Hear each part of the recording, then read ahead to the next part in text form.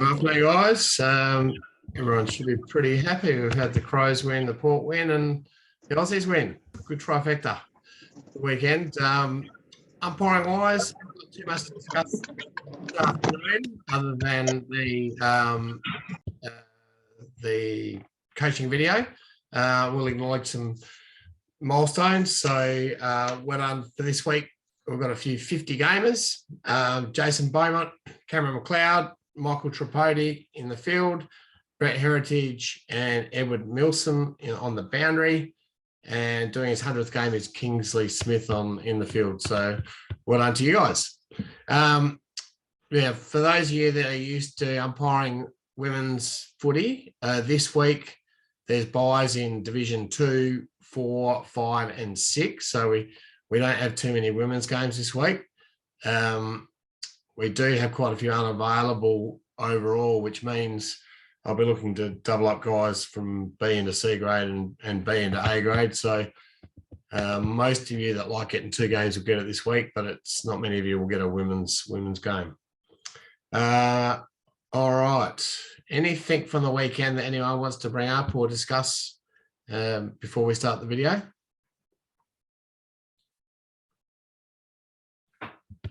All right. Let's get the coaching video underway.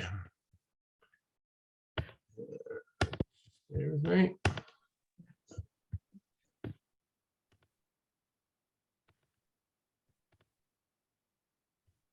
All right, some good clips here to learn from. First of all, we've got the what's your decisions. Maybe someone that wants to volunteer who's actually looked at the video, want to unmute themselves and volunteer to do the first one.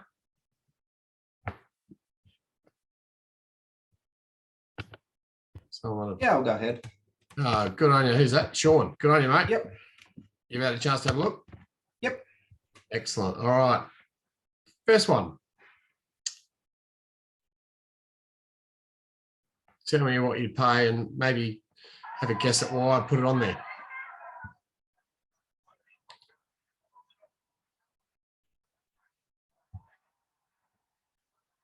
Oh, yeah, I saw a clear high tackle there.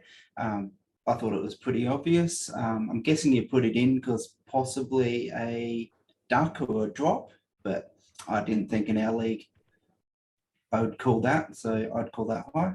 Yeah, no, spot on. So don't read too much into it. Err on the side of the ball player.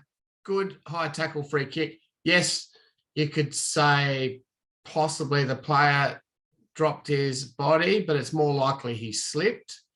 And sometimes the tackler's going to be unlucky. Say if a tackler's winching, you say, look, you might have been unlucky there, mate, but I'm protecting the ball player. And usually if you give an answer like that, they're fine with it. But yeah, good decision from Matt Smith. Don't read too much into it. Err on the side of the ball player, protect the ball player, reward the player first to the ball. Yep. Actually, I had a view of that as myself, right? I reckon that was a bit of a 50-50 sort of shade of grey one because there was a bit of ducking involved. Are you there? Yeah, mate, I don't think there's any ducking. If anything, it's a slip. And if someone slips and they cop something high, as I said, if you're in two minds on the day, err on the side of the ball player. Yeah, me personally, I probably would have said knocked out in the tackle and pretty much play on. Yeah, but Andre, I'm telling you, it wasn't knocked out in the tackle. There was some high contact. Not there? It's whether or not the high tackle, like if at AFL, you're going to read a bit more into it. They make life a lot more complicated. I just think that's really good umpiring at our level to err on the side of the ball player, protect the ball player, play a high tackle. All right? Okay. Fair enough. Yep. Someone else want to have a crack at the next one?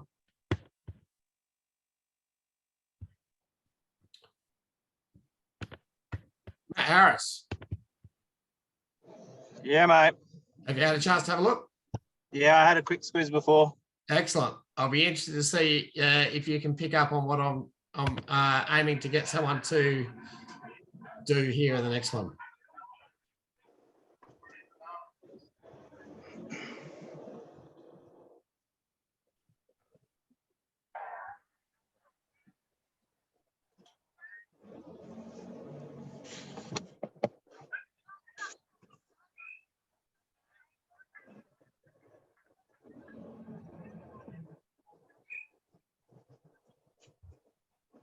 Right, what do you reckon? So he's paid holding the man. So hang on, before we go any further, don't say what he did. The umpire doesn't always get it right in these Yeah, I examples. know. I was going to say he's paid holding the man, which I think is correct. Yep. Because the bloke didn't take possession, taking the ground. Correct. And then the blue team, whichever one was, a bloke had the ball and has given it back to his teammate instead of the bloke that received the free kick. So there should have been a 25-metre penalty. Oh, mate, there was a reason why I asked you. I don't know whether Timmy on the call would have picked that up. 100%. That's why I put it on there. So it's a responsibility of the team offended again. That did the offending to give the ball back to the player that's taking the free kick. Now, it's Century United there. They would say, oh, we thought it was our free kick. Too bad. Don't. It doesn't matter whether it was accidental or whatever. At the end of the day, the responsibility is for them to give the ball back on the full of the player that's taking the kick. It's 25 metres. It's not it's not like a 50-metre penalty. It doesn't have the same, but we want those free kicks or the 25s paid for that. So well done, Matt. Good job. All right.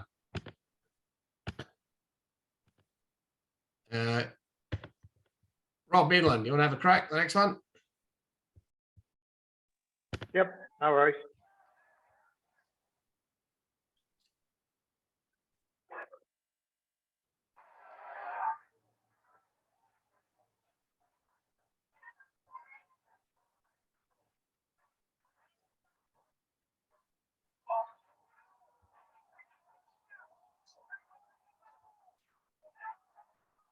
All right, what do you reckon? Just looks like a ball up to me. Maybe he might have crossed the line on the ruck contest and you could have called a block. Don't go looking for free kicks, mate. Obvious and blatant. What would you do in this situation? Hey? Just ball it up. Yeah. So the reason I put that on is still you get some players, and you can certainly hear the crowd in that example calling out because he's taken it out of the ruck that it should be holding the ball. That changed 3 or 4 years ago when the AFL made it that you need to have a pro opportunity just like you do around the ground. So he chose to take it out of the ruck. He did not have a pro opportunity. So it is definitely a ball up. And he didn't cross the line or anything. So don't go looking for free kicks in that instance. Yep. You're right, just a ball up. Any questions or comments on any of those three? All right, let's run through the other examples. So tonight's topic is control set kick. And if we do this correctly in a game, it usually leads to a good umpiring performance. So it's after a free kick or mark. Take no shit, be strong.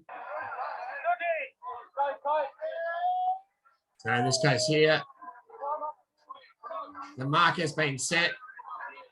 And the player clearly goes over by a metre or two. You don't need to give him a warning. You don't need to bring him back in that instance. He has a responsibility to know where the mark is. Automatic 25, as Tony did. And similarly here, I'm not sure what this girl is doing. She didn't think the mark had been taken or whatever, but she just clearly goes over. Not in the contest, goes over the mark. No warning needed. Pay the 25. So Makita did the right job, the right thing there. Using switching at set kicks can help you with your set kick control. And for a last possession, in this case, or out of bounds in the full, use your tapping to let the other umpire run through. And you need to get over there to make sure the player with the ball gets out of play, players on the mark, and then the moment they step over the line, you call play on. So there's a bit to do, much easier if you can get in there and stay there and the other umpire comes through. So in this example here, Matt, out of bounds of the full's been paid. Matt gets over there, brings the player out of play, has tapped Stefan through so that he then takes the next act of play. So Stefan taps Matt through in this instance. Goes in there, brings the player back on the mark. The moment the player steps over the line, he calls play on. So just good teamwork. Switching in those instances can really help. So taking control in set kick situations, means communicating, letting them know exactly what you want. So in this case here, it's a shot for goal. Stefan's 1 metre out, 1 metre back. It's telling the player, Port District's player, to get out of the protected zone, letting the player know he's on his line of kick, letting the player know that he's on the mark. And once he's happy with that setup, he then backs out his 10 or 15. This place here, there's a hold the ball paid. Stefan's there as the other umpire to come in and take over the set kick, realises that the player's picked up the ball ahead of the mark and calls it back, and then the player with the ball runs off his mark and immediately calls play on. So really good set kick control there from Stefan. So being alert and reacting to what happens. Is it out in the full? There, the boundary umpire has called that, and Paul's right there, sees the ball, the players step into play, and immediately calls play on. A lot of the players don't seem to know that rule or aren't aware. So one thing that I teach with the set kick control, I know this doesn't always happen in the lower grades, but I teach a set kick control for the higher grade umpires. If you're on with an umpire that doesn't do this, you need to adjust.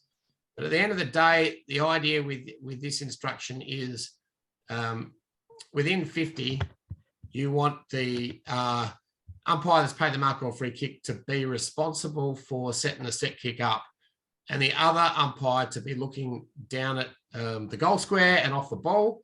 And if you just keep those two responsibilities in that way the whole time, it's more likely we get things right. So in this case here, Sam is in control, pays a free kick. It's a set kick just inside the 50. He taps, I think it's Joel he's umpiring with through. Shouldn't have to look around at Joel. He can see the tap. So that Sam should keep an eye on the player with the ball the whole time. And in this case here, it's a kick out from a point. It lands inside 50 as a mark taken. It's Johnny Bass goes in, taps Michael through. Michael's watching the goal square the whole time. John's in there setting the set kick up. So the tapping in those instances does help. Similarly here, Lockie Peterson. Now the girls don't seem to kick it quite so far. So in this case, Lockie goes into the set kick, taps Dale through. Dale's watching the goal square. Lockie's looking at the set kick, and the ball drops short, and Dale is right there.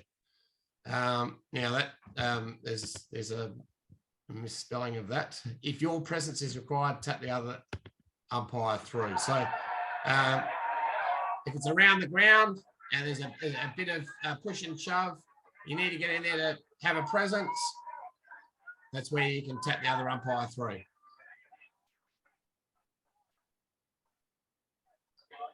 It's a lot easier than going in there and then the other umpire coming in. If you don't need that presence, you can go in and go out around the ground. So the protected zone infringements, we only want it if it really impacts a play. In this instance here, Locklee's player goes into the protected zone behind the player. You need to be radius of 5 metres behind. Clearly impacts the play before play on is called. So a really good 25-metre penalty there. So using communication skills and having a presence when necessary is a key to set kick. Doesn't always mean that you need to pay free kicks. Just need to get in there and let the players know that you're in control. Paul sprints in, communicates effectively, and they get back to playing footy. So in those instances, you call for a ball up, sprint in, use a trigger. In this case here, hate of mine is when they get caught holding the ball and they want to push and shove and do that sort of carry on.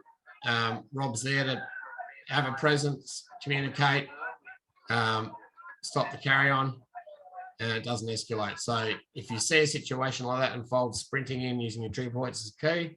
Control the set kicks, and more than likely you have a good day. So some good examples on there. Any questions or comments on any of those examples? Very good. All right. Anything else? I thought it might be a short one tonight. I didn't have too much on the list to talk to you about. Obviously, wet and cold conditions at the moment. This is when the good umpires rise to the occasion and really lift their performances through this tough period. It won't be long before the weather starts warming up and we start looking towards finals. But yeah, you really need to concentrate and find your best form at this time of year. You know that it can bring some umpires unstuck if you're not concentrating and really building yourself up for the games in this type of weather. All right, thanks guys. Of course, we've got training this Wednesday night.